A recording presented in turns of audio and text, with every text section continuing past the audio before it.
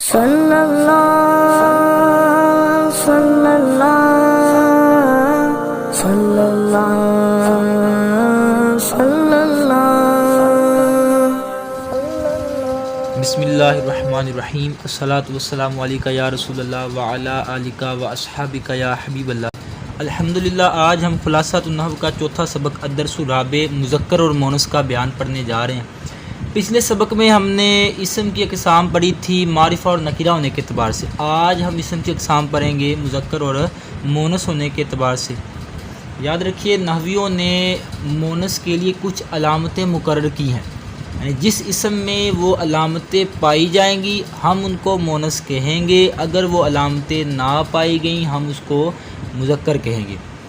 وہ تین علامتیں ہیں: گول تا کا ہونا، الف مکسورہ اور الف ممدودہ، یعنی جس اسم میں یہ تین علامتیں ہوں گی وہ مؤنث کہلائے گا وگرنہ مذکر۔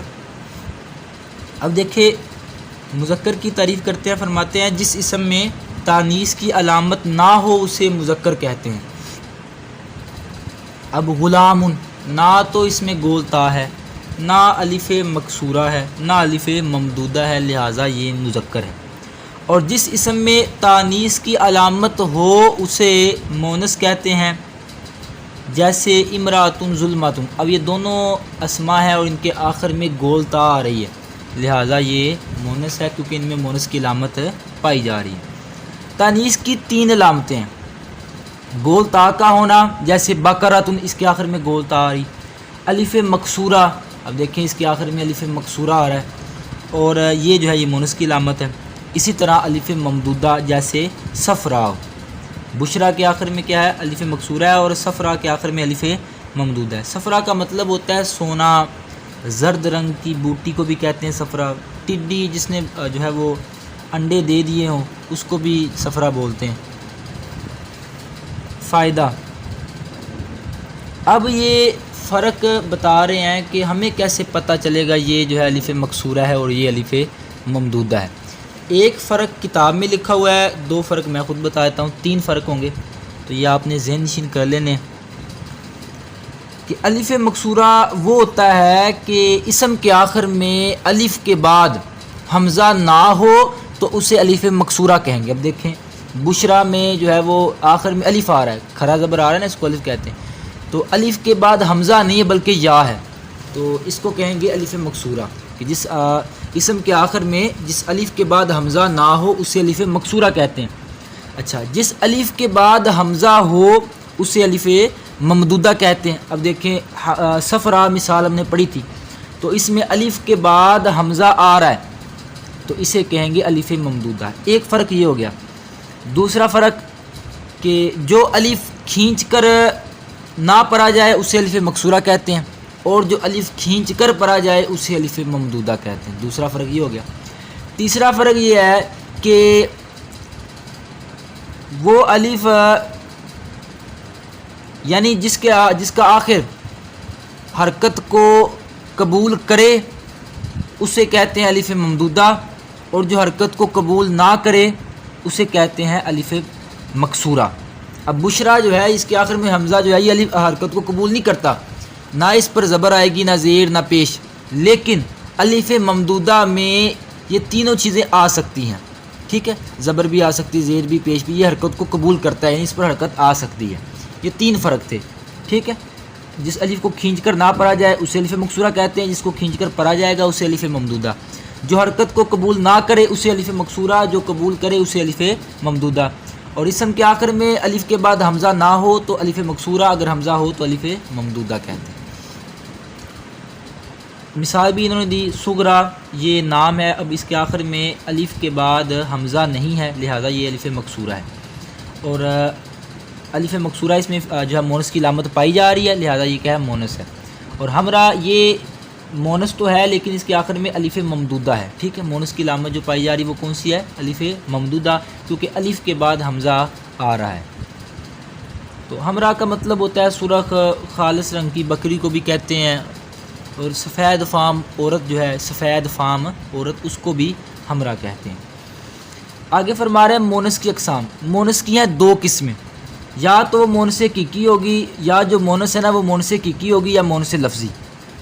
اب ان میں جو ہے وہ ان کی پہچان کیا ہے، ان کی تعریفات کیا ہیں؟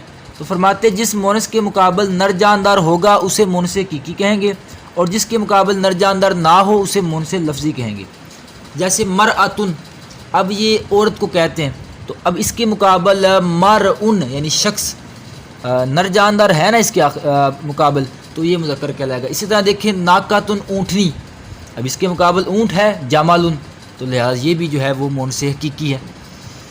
اسی طرح مثال لے لیں اتانن گدی، اس کے مقابل جو گدھا ہے جسے حمار کہتے ہیں عربی میں، تو یعنی جس مونس کے مقابل نر جاندار ہوگا ہم اس کو مونس حقیقی کہیں گے، اور جس کے مقابل نہیں ہوگا اسے مونس لفظی کہیں گے۔ مثال دیکھیں ورقتن، اب اس کے مقابل ورقن ہے، یہ ورقتن کا مطلب ہوتا ہے کاغذ، تو یہ نر جاندار اس کے مقابل جو ہے ہی نہیں، وہ ورقن ہے۔ اسی طرح ظلمتن ظلم، اب اس کے مقابل یا یہ کہہ لیں اندھیرا، تو اس کے مقابل آئے گا نور روشنی۔ اب نور روشنی یہ ایک نر جاندار تو نہیں نا ہے کہ اس میں جو ہے وہ جاندار چیز نہیں ہے، ٹھیک ہے، اس وجہ سے یہ مونس لفظی ہے۔ اسی طرح قوتن طاقت، اب اس کے مقابل ضعفن مذکر آ رہا ہے لیکن وہ جاندار نہیں ہے، ٹھیک ہے، نر سے مراد مذکر، تو اس کے مقابل مذکر آ رہا ہے لیکن وہ جاندار نہیں ہے، لہذا یہ مونس لفظی ہے۔ یہ مونس حقیقی اور لفظی کی پہچان تھی۔ آگے قواعد و فوائد ذکر کر رہے ہیں، تو ان قواعد و فوائد کو سننے سے پہلے میں تمہیداً کچھ عرض کر دیتا ہوں کہ مونس یہ علامت ہوتی ہے جسے مونس مانوی کہتے ہیں، کہ لفظوں میں تانیث کی علامت نہیں پائی جاتی لیکن وہ مونس ہوتے ہیں۔ جیسے جو نام عورتوں کے ساتھ خاص ہو ہم ان کو مونس ہی کہیں گے، جیسے زینب، جو عورتوں کے نام ہوں ان کو ہم مونس کہیں گے، جیسے زینب، مریم، اب یہ عورتوں کے نام ہے لہذا یہ مونس ہے۔ اور وہ اسماء جو عورتوں کے ساتھ خاص ہوں ان کو بھی مونس کہیں گے، جیسے یا وہ نام جو عورتوں کے ساتھ خاص ہو اس کو بھی مونس کہیں گے، جیسے امن، اختن، بنتن۔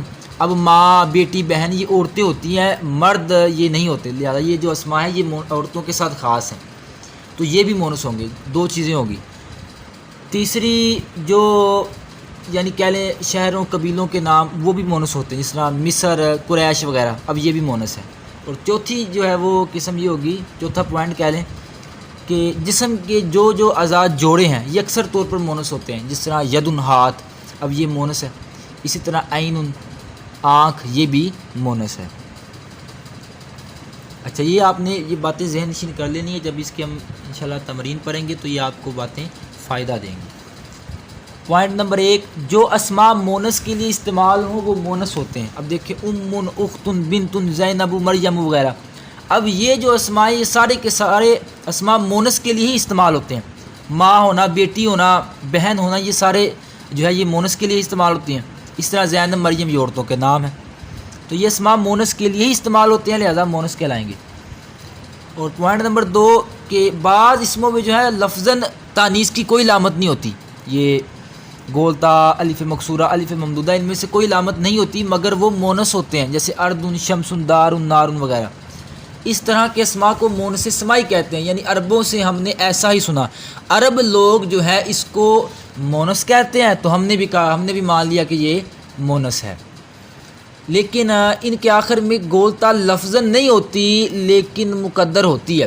اردن اصل میں اردتن تھا، شمسن اصل میں شمیستن، ٹھیک ہے، اور دارن دویرتن، نارن نویرتن۔ یہ تصویر والا سبق ہے، انشاءاللہ ہم آخر میں جا کے پڑھیں گے، آخری سبق سے یہ پہلے سبق آتا ہے، یہ 1-2 سبق پہلے، تو وہاں جا کے پڑھیں گے کہ ان اسماء کے آخر میں بھی گولتا ہوتی ہے، ٹھیک ہے۔ لیکن عربوں سے ہم نے ایسے ہی سنا کہ اردن، شمسن، دارن، نارن وغیرہ۔ ارد کا مطلب ہوتا ہے زمین، شمس کا مطلب ہوتا ہے سورج، دار کا مطلب ہوتا ہے گھر، اور نار کا مطلب ہوتا ہے آگ۔ اب یہ جو اسماء ہیں عرب اسے مونس شمار کرتے تو ہم نے بھی اس کو مونس مان لیا۔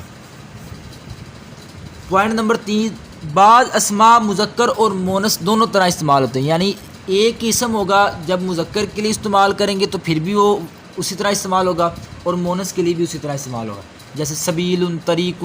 سبیل طریق کا مطلب ہوتا ہے رستہ، اور حال یہ حالت کو کہتے ہیں۔ تو اب یہ ایسے اسماء ہے کہ مذکر کے لیے بھی یہی استعمال ہوں گے، مونس کے لیے بھی استعمال ہوں گے، ٹھیک ہے۔ پوائنٹ نمبر 4، جو اسم مذکر کا نام ہو یا صرف مذکر کے لیے بولا جائے وہ مذکر کہلائے گا اگرچہ اس میں تا ہو، طلحہ تو، خلیفہ تو۔ اب دیکھیں طلحہ کے آخر میں تا آ رہی ہے، ظاہر تو یہ مونس کی علامت ہے، لیکن یہ ایسا اسم ہے کہ یہ مذکر کا نام ہے، مذکر کے لیے بولا جاتا ہے تو مذکر کہلائے گا۔ اسی طرح خلیفہ تو، اب خلیفہ ہونا یہ مونس عورت خلیفہ نہیں ہوتی، مذکر ہی خلیفہ ہوتا ہے، یعنی مرد ہی خلیفہ ہوتا ہے، تو یہ ایسا اسم ہے جو مذکر کے لیے بولا جاتا ہے، لہٰذا مذکر کہلائے گا، ٹھیک ہے۔ اس طرح آپ یہ کہہ لیں کہ جو اسم مذکر کا نام نہ ہو، یعنی جو اسم مونس کا نام ہو یا مونس کے لیے بولا جائے وہ مونس کہلائے گا، جیسے نسیم۔ اب یہ دیکھیں یہ عورت کا نام ہے، یہ عورت کے لیے بولا جاتا ہے، اس میں گول تا بھی نہیں آ رہی، لیکن یہ اس کو کیا کہیں گے ہم؟ مونس ہی کہیں گے۔ اسی طرح مذکر کی بات ہے۔ تو الحمدللہ آج ہمارا خلاصۃ النحو کا چوتھا سبق مکمل ہوا۔ السلام علیکم ورحمۃ اللہ۔